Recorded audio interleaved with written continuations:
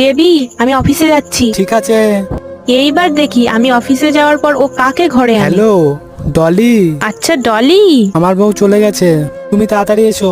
বুবাই, সত্যি তো তোমার বউ নেই তো? আমরা এখানে একাই আছি তো? আমরা শুধু একাই আছি, তাছাড়া ওর সামনে কি সারপ্রাইজ প্ল্যান করা যায়? হ্যাঁ, এটাও ঠিক। ওর সামনে সারপ্রাইজ প্ল্যান করলে সারপ্রাইজটা রইলো কি? আচ্ছা একটা কাজ করো, তোমার প্যান্টটা খোলো। প্যান্ট? প্যান্ট না।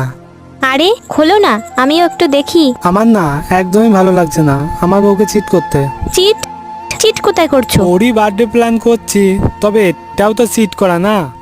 So sweet, I love you. কি ব্যাপার ডলি, তুমি আমার বউয়ের গলায় কথা বলছো? আমি বলিনি। আরে না না, আমি বলেছি। তুমি তুমি এখানে কি করছো? তুমি তো অফিসে গিয়েছিলে। আরে আমি আর কি বলবো, অ্যাকচুয়ালি আমি না তোমার উপর ডাউট করেছি, তাই আমি অফিসে যাইনি। আচ্ছা ঠিক আছে, আমি অফিসে বুবাই, যাচ্ছি। ভাগ্যিস তুমি বুঝতে পেরেছো আমাদের পেছনে লুকিয়ে আছে, না হলে আজকে আমাদের ব্যাপারে সব জেনে যেত।